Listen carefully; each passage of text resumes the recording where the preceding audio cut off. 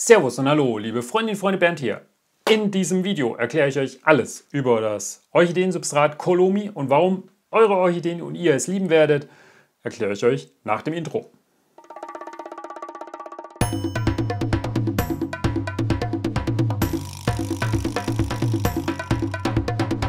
Welche Anforderungen stellt denn jetzt so eine Orchidee oder auch ihr als Anwender an ein gutes Orchideensubstrat? Zum einen, es muss anwenderfreundlich sein. Das heißt, wenn ich so eine Pflanze einpflanze oder umtopfe, muss das schnell, einfach und sauber ablaufen. Gleichzeitig stellt eure Pflanze den Anspruch, ich möchte ein strukturstabiles Substrat haben, das auch über mehrere Monate und Jahre strukturstabil bleibt und eine Wasserhaltefähigkeit besitzt, genauso eben auch die Nährstoffversorgung gewährleistet und dafür sorgt, dass das Substrat nicht allzu schnell versalzt, denn Versalzungen im Substrat sorgen dafür, dass die Wurzeln Schaden nehmen und dadurch absterben, erkennt man einen braunen und schwarzen Flecken auf den Wurzeln. Ganz wichtiges Highlight, mit dem Rabattcode GARTENSCHLAU könnt ihr im Shop von Colomi ganze 10% auf euren nächsten Einkauf sparen. Das heißt, Produkte in den Warenkorb legen, GARTENSCHLAU als Aktionscode eingeben und 10% sparen. Was genau ist jetzt Colomi? Colomi ist ein Zeolit. Ein Zeolit ist ein Aluminiumsilikat, das in der Natur in 60 Modifikationen vorkommt. Synthetisch kann es auch hergestellt werden und da sind über 380 Zeolithgruppen bekannt. Ein Zeolit, also dieses Aluminiumsilikat, bildet mikroporöse Gerüststrukturen. Das sind Oktaeder, das heißt gleichseitige Dreiecke, so angeordnet, und die bilden eine Gerüststruktur und diese Struktur kann Stoffe adsorbieren und das sorgt dafür, dass eben eine hohe Ionenaustauschfähigkeit vorhanden ist. Wo werden Zeolithe sonst noch eingesetzt? Seid ihr damit schon mal direkt konfrontiert worden? In den allermeisten Fällen wahrscheinlich schon, denn Zeolithe werden als Ionenaustauscher eingesetzt, zum Beispiel für die Wasserenthärtung, dass eben das harte Wasser, wo Kalk enthalten ist, also Calcium und Magnesium, weich gemacht wird und das wird bei Waschmitteln eingesetzt, damit die Wäsche leichter und besser gewaschen werden kann. Ganz wichtig, Kanal abonnieren, Daumen hoch und noch einen Daumen hoch. Je mehr Daumen hoch, umso besser. Und Kanal abonnieren, natürlich. Warum ist jetzt Colomi behandelt? Unbehandeltes Zeolit verliert seine Ionenaustauschfähigkeit innerhalb kürzester Zeit aufgrund von natürlichen Prozessen, weil die Kanäle und Poren verstopft werden. Diese Poren und Kanäle bezeichnet man eben auch als Kapillare. Kapillare kennt ihr auch aus Pflanzen, denn die Kapillare sorgen dafür, die Kapillarwirkung sorgt dafür in der Pflanze, dass Wasser von ganz tief aus dem Boden über die Wurzeln bis hoch in die Triebspitzen befördert wird und dieser Prozess ist super wichtig und der sorgt auch dafür, dass Colomi eben als Ionenaustauscher funktioniert und Wasser speichern kann. Ohne diese Ionenaustauschfähigkeit wäre Colomi für Orchideen oder Pflanzen generell nicht geeignet und deswegen kam Colomi auf die Idee, wir müssen das Zeolit beschichten. Durch diese Beschichtung wird diese Eigenschaft des Ionenaustauschs über Jahre erhalten.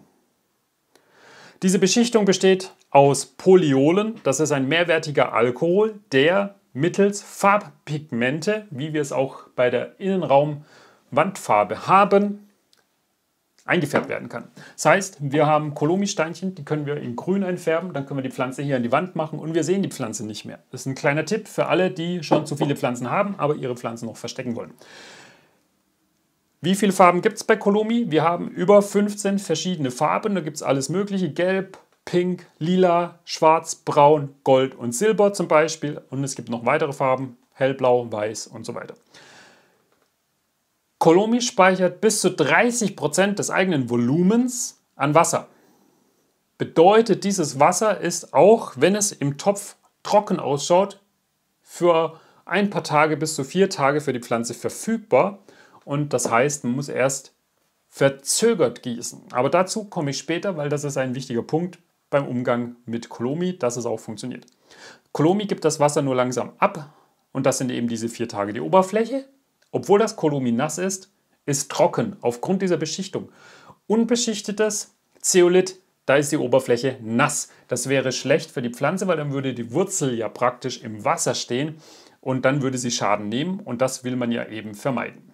Kommen wir zu einer wichtigen Frage und zwar muss man, wenn eine Pflanze in Kolomi steht, diese zusätzlich düngen. Viele denken beim Düngen immer an NPK-Dünger, also Stickstoff, Phosphor, Kalium. Muss man das bei Kolomi machen? Nein, muss man nicht. Nitrat wird zum Beispiel über das Trinkwasser, über Leitungswasser und Regenwasser zugeführt. Das passiert dadurch, der Landwirt düngt sein Feld, die Nitrate werden ins Grundwasser gespült, über das Grundwasser geht es ins Trinkwasser und kommt dann praktisch zu eurer Pflanze in Kolomi. Alternativ Pflanzenteile, Blütenpollen, Blätter, die sich auf dem Dach ansammeln. Es regnet, spült das alles runter in die Regentonne. So werden Nitrate in die Regentonne eingespült und so praktisch auch übers Regenwasser in das Kolomi-System praktisch eingebracht. Bei Phosphor ist das so, Phosphor dient als Korrosionsschutz für die Wasserleitungen, dass die nicht korrodieren. Gleichzeitig gibt es aber auch Phosphor in natürlichen Gewässern, die dann als Partikel aufsteigen, als Dampf und dann als Regen wieder entweder ins Grundwasser oder ins Regenfass bei euch laufen. Und so habt ihr das dann auch als Dünger verfügbar. Und die anderen Stoffe, NP, Kalium, K, Kalium, sind auch schon so in Kolomi enthalten im Zeolit. Das heißt, wir haben hier drin Calcium, Magnesium, Kupfer, Mangan, Bor, Molybden. Da ist praktisch alles drin, auch Eisen. Eure Pflanze ist rundum versorgt. Da müsst ihr euch keine Sorgen machen. Und diese Eigenschaft bleibt auch über mehr als 8 Jahre erhalten. Gleichzeitig, da Kolomi als Ionenaustauscher dient und hartes Wasser weich macht, sorgt es dafür, dass das Substrat nicht versalzen kann. Und das ist ein super wichtiger Punkt für eure Orchideen, warum sie sich in diesem Substrat richtig wohlfühlen. Muss es bunt sein? Nein, es muss nicht bunt sein, aber dieser Deko-Effekt von dieser Pflanze, wenn sie jetzt so dasteht, ohne Blüte, ist ja bei Orchideen meistens der Punkt, dass viele sagen, ohne Blüte ist sie langweilig, ich schmeiße sie weg, ich kaufe mir eine neue mit Blüte, dann ist es wieder schön.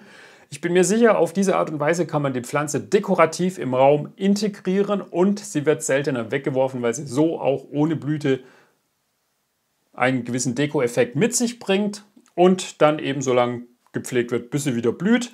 Das heißt, Kolomi sorgt dafür, dass wahrscheinlich, vermute ich mal, weniger Pflanzen weggeworfen werden. Für welche Orchideen ist Kolomi geeignet? Ihr seht, bei mir stehen sehr viele Pflanzen. Der überwiegende Teil von meinen Pflanzen sind epiphytisch wachsende Orchideen, also Aufsitzer-Orchideen, die entweder auf einem Ast wachsen, auf einer Astgabel wachsen, direkt am Stamm wachsen, irgendwo an der Pflanze hängen.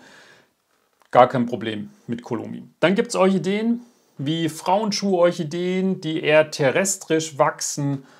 Auch gar kein Problem. Ihr könntet sogar in einer Gärtnerei, die sich spezialisiert ist auf einheimische Orchideen, euch dort einen Frauenschuh kaufen, Cypripedium oder auch eine Pleonie oder was auch immer es dort gibt und das in Kolomi einpflanzen. Auch gar kein Problem. Ihr könntet auch ein lithophytisch wachsende Orchideen nehmen, also Pflanzenorchideen, die auf Felsen, auf Gestein wachsen und das auch ohne Probleme in Kolomi einpflanzen. Welche Pflanzgefäße gibt es? Ihr seht, hier stehen viele Pflanzen bei mir in Glas. Eigentlich ganz attraktiv, schaut dekorativ aus, kann man machen, komme ich gleich näher drauf zu sprechen beim Thema Einpflanzen. Dann gibt es das sogenannte Orchitop. Hier steht eine Phalaenopsis japonica drin, hieß früher Sederia japonica. Und ihr könnt natürlich normale Orchideentöpfe nehmen. Seht ihr auch, hier vorne habe ich meine Phalaenopsis Jungpflanzen drin, die schöne neue Blätter ausgebildet haben. Die stehen in normalen Orchideentöpfen, da habe ich einfach das feine Substrat hineingemacht. Wie pflanze ich Pflanzen mit Kolomi, in welches Gefäß und wie und worauf achte ich? Ganz kurz. Wie gesagt, ihr könnt als Gefäß praktisch alles nehmen. Ich würde Gefäße nehmen, wo man reinschauen kann. Da ist es nämlich vom Gießen her deutlich einfacher. Bei so einer Glasvase kann man natürlich super einfach reingucken. Bei so einem Orchideentopf, wenn man den hochhebt, kann das natürlich unten rausrieseln. Beim Orchitop sieht man in der Schale, ob noch Wasser drin ist. Im Prinzip ist das Einpflanzen super wichtig. Super einfach und es ist super wichtig darauf zu achten, wo ihr es einpflanzt. Ich könnte es jetzt hier auch in den normalen Orchideentopf einpflanzen, dann rieselt das Kolomi aber unten und eventuell raus und das muss nicht sein, deswegen nehme ich hier diese Glasvase. Ganz wichtig ist, die Wurzeln müssen ganz unten am Boden sein, zumindest ein Teil der Wurzeln, damit unten dieses kleine Wasserreservoir, das sich bildet, so ein kleiner Wasserfilm, durch die Wurzeln natürlich erreicht werden kann. Dann ist es entscheidend bei den Orchideen. Ihr seht, hier ist eine Cymbidium, dann Cattleya, Vanda, Dendrobium, alles Mögliche. Ihr müsst darauf achten, wie dick ist die Wurzel der Orchidee. Sehr feine Orchideen, Wurzeln bevorzugen eher ein feines Substrat. Grobe Wurzeln wollen in der Regel mehr Luft um die Wurzeln haben. Das gilt aber bei allen Orchideen. Das heißt, dann nehmt ihr das grobe Substrat, so wie das hier bei dieser Phalaenopsis pulcherrima der Fall ist.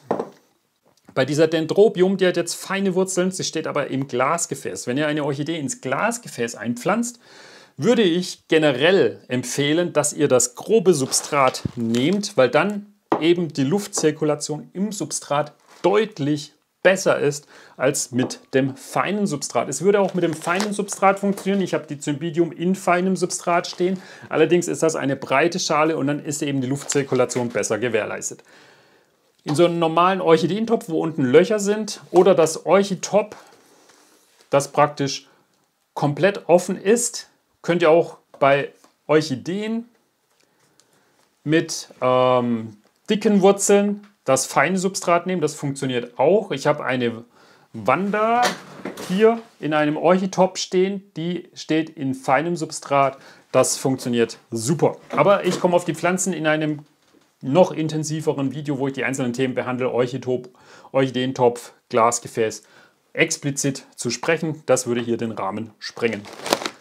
Ihr nehmt das Glasgefäß oder den Pflanztopf, sorgt dafür, dass die Wurzel oder ein paar Wurzeln ganz weit unten sind, den Boden berühren, notfalls bei den anderen Töpfen die Wurzel unten einflechten.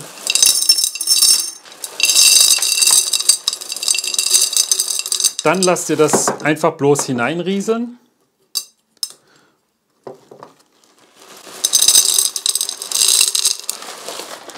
Schaut, dass hier alle Hohlräume gefüllt sind. Und das war es dann schon. Und jetzt kommen wir zu einem Punkt, einfach hineinrieseln lassen. Das Substrat bleibt dauerhaft locker. Das heißt, wenn ihr die Pflanze irgendwann mal umtopfen wollt, könnt ihr sie einfach herausziehen. Jetzt ist da gerade keine Pflanze drin, deswegen nehme ich hier diesen Topf. Wenn ihr die Pflanze gießen wollt, und das dürft ihr erst 24 Stunden später, wenn ihr es frisch eingepflanzt habt, dann nehmt ihr am besten so eine Sprühflasche und sprüht dann praktisch bloß so die Oberfläche ein. Das empfiehlt sich, dass ihr das mit der Sprühflasche macht, weil wenn man in der Gießkanne gießt, dann kommt einfach zu viel Wasser rein und dann steht unten Wasser und dann nehmen die Wurzeln Schaden und das ist nicht gut. Je weniger Wasser, umso besser. Das Substrat speichert auch das Wasser. Und ihr seht, wie schnell das Colomi das Wasser aufgezogen hat. Und jetzt kommt ein wichtiger Punkt. Gerade bei Glasgefäßen würde ich mit der Sprühflasche arbeiten. Wenn ihr einen normalen Orchideentopf nehmt oder das Orchitop, dann empfiehlt es sich nach der Frischeinpflanzung am nächsten Tag, also 24 Stunden später, das Substrat richtig durchdringend zu gießen. Entweder wirklich mit einer Gießkanne drüber oder unter der Dusche oder unter dem Waschbecken richtig schön durchgießen. Und dann könnt ihr die Pflanze getrost eine Woche stehen lassen, selbst wenn unten dann dieser Wasserfilm aufgesogen ist, weg ist, dann habt ihr immer noch 4 Tage Zeit, bis ihr gießen müsst. Also 4 Tage muss nicht unbedingt sein, das hängt auch von der Jahreszeit ab oder wo die Pflanze steht. Es kann auch schneller austrocknen. Dafür müsst ihr ein Gefühl entwickeln. Kommen wir zum letzten und wichtigen Punkt, Schädlinge. Schädlinge zieht man sich immer. Die holt man sich von überall, die gibt es überall. Man kauft sich eine Pflanze, weil die so eine wunderschöne Blüte hat und man achtet nicht drauf, dass da irgendwelche Schädlinge drin sind, drauf sind. Meistens sind es Wollläuse und dann nimmt man die Pflanze mit nach Hause und dann ist das Drama, man hat Wollläuse. Schädlinge lieben organisches Material. Colomi ist mineralisch, das heißt, es kann schon mal gar nicht funktionieren, die finden es gar nicht toll. Weil das einzige organische Material ist ja praktisch die Pflanze und solange da keine abgestorbene Wurzel ist, ist das schon mal kein Thema. Ich habe euch ja schon gezeigt, ihr könnt die Pflanze einfach rausziehen, dann macht ihr diese abgestorbenen Wurzeln weg und setzt sie wieder ins gleiche Colomi hinein. Das ist nämlich der nächste Riesenvorteil von Colomi. Und Schädlinge lieben es, wenn Substrate oberflächlich feucht sind. Und das ist ja bei Colomi auch nicht der Fall, weil durch die Beschichtung bleibt das Wasser drin und da ist dann praktisch durch die Beschichtung eine Sperre und das Wasser kann nicht nach draußen kommen. Bedeutet, bei Schädlingen, wenn die Pflanze befallen ist, ist nur die Pflanze befallen. Das Substrat muss nicht behandelt werden. Ihr müsst an und für sich nur die Pflanze behandeln. Einmal das Insektizid oder Pflanzenschutzmittel, was ihr habt, einsetzen und dann praktisch nach 2 Wochen nochmal wiederholen. Funktioniert super einfach, habe ich schon mit Erfolg getestet. Wer den Kanal verfolgt, weiß, dass ich die eine oder andere Pflanze hatte, die Wollläuse als Problem hatte, unter anderem auch die Dendrobium berryoder. Die habe ich jetzt schon 2-mal behandelt. Die hat jetzt praktisch keine Schädlinge mehr und blüht wunderschön, wie ihr sehen könnt. Das heißt, nur die Pflanze behandeln. Und zum Abschluss ganz wichtig, 10% mit dem Aktionscode Gartenschlau im Shop von Colomi sparen. Das heißt, Colomi und Zubehör in den Warenkorb packen, als Code Gartenschlau eingeben und 10% sparen. Ganz, ganz wichtig, wenn euch das Video gefallen hat, gebt einen Daumen hoch, abonniert den Kanal. Bis zum nächsten Video, es kommen detaillierte Videos zum Thema Orchitop. Orchidee im Glasgefäß werde ich nochmal intensiver behandeln, gibt es schon Videos. Dann, welche Orchideen ich noch so habe, welche Verrücktheiten es gibt. Orchideen im Bierglas zum Beispiel. Wie man die Dendrobium berryoder vermehrt, habe ich euch ja schon gezeigt. Ableger, super einfach. Und ihr seht hier so viele andere Orchideen, die hier am Blühen sind, wie das Cymbidium, das Berryoder.